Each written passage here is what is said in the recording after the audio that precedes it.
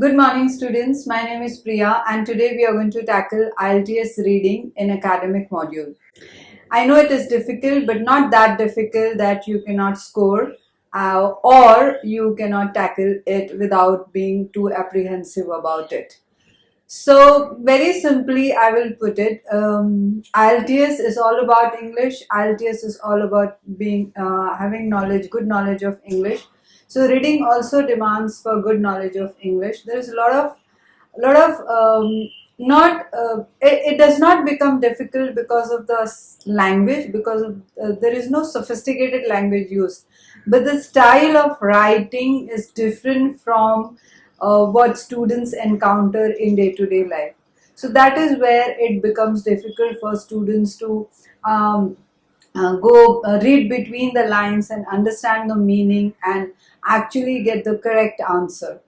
So at the very outset, I would want to reiterate the fact that to be good at reading, to be good at reading a section in IELTS, you must be really good at English.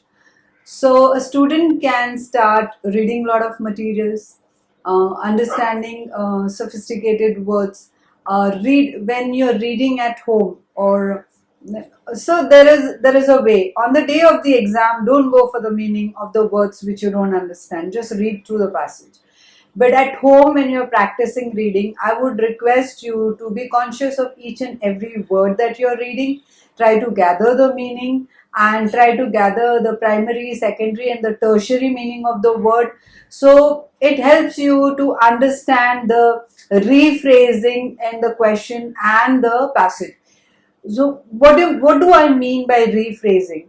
So in reading is difficult for students because in the passage, if there is a particular answer, you will not find the question in the same style. There is some sort of rephrasing. For example, if they say that the person was fired, and in the question that the sentence would be put across like his job was terminated. So there is a rephrasing. There is a different style of putting the question across. So if you're really good at English, it becomes easier. So you must understand the meaning of laid off and terminated. There could be a similarity to it. So this is what I want you to understand and focus on vocabulary when you're practicing at home. But please remember, on the day of the exam, you can't be focusing on the vocabulary in the passage. You have to guess the meaning and start answering. This is one aspect. Let's go to another aspect of a reading section in IELTS.